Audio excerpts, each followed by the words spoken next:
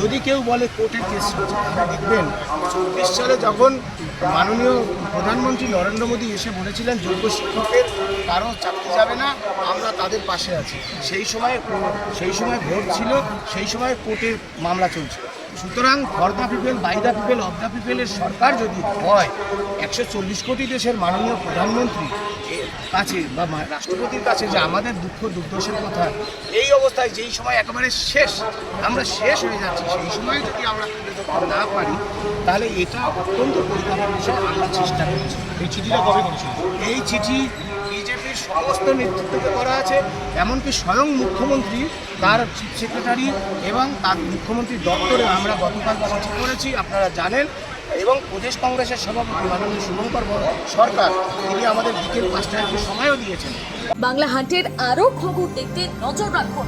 বাংলা খবর মানেই বাংলা হান্ট।